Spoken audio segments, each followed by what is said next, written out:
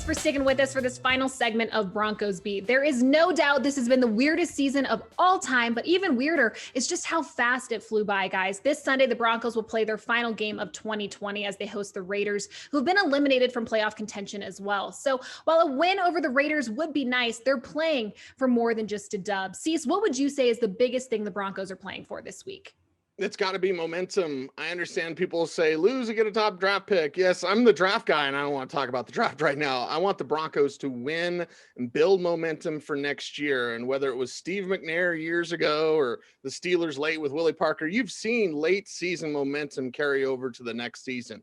You know, Vic Fangio staying, the staff staying. You need to have that momentum from this win at the end of the season so you can start next season on hopefully the right foot. Well, the Broncos are playing for some momentum heading into an offseason that is filled with so many unknowns. But according to Adam Schefter's tweet on Sunday, one thing that we do know heading into this offseason is that head coach Vic Fangio will be back in 2021. How critical is it for this young team to have some consistency, especially at the head coach position? I think it's massive, and I don't think we should reference Adam Schefter. I was told that weeks ago. I think a lot of people were. So let's just say it. It was set in stone that Vic Fangio for a while now was going to be coming back for 2021, and it had to happen. There's just been far too much turnover to develop any sort of consistency, as you said the word. That's number one with your quarterback, who hasn't had an offensive coordinator repeat for him since his sophomore year of college, and consistency within an organization. And that's a mindset, Ryan. I think that's the biggest thing that people maybe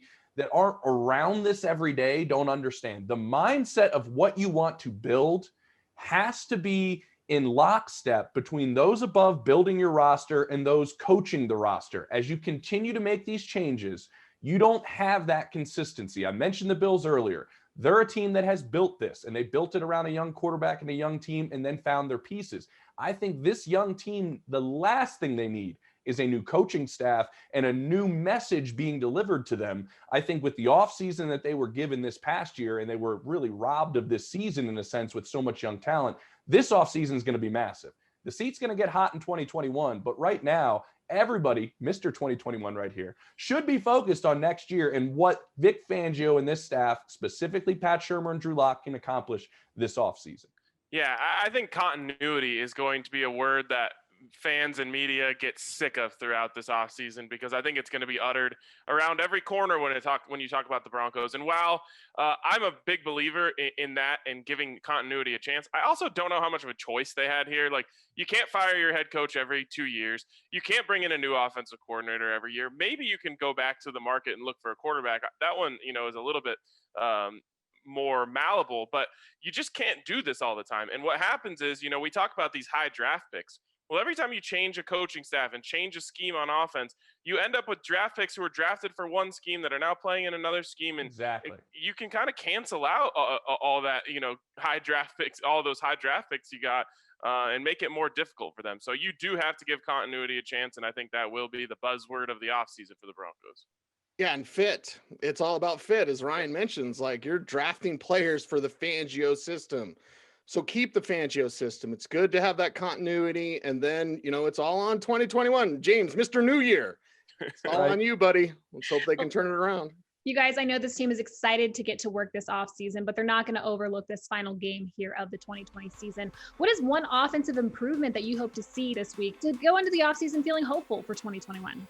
No turnover from Drew Lock. It's been 11 straight games. I mean, let's just see Drew Lock get through a game without a turnover. I think that'll get a little better taste in everybody's mouth heading into 2021 when you've just seen it happen time and time again. I'd love to see the decision-making come through, not see a turnover, and that's a big aspect to me that would stand out. We want to see growth in Drew Lock. If he protects the football, that's a big spot for me.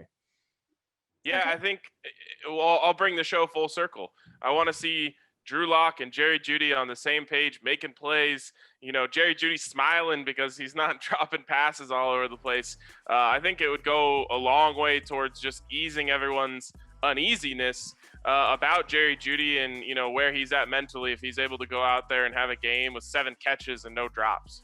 All right, guys, that is all the time we have for this week's edition of Broncos Beat. For Ryan Koenigsberg, James Palmer, and Cecil Lammey, I'm Alexis Perry. Happy New Year to you and yours.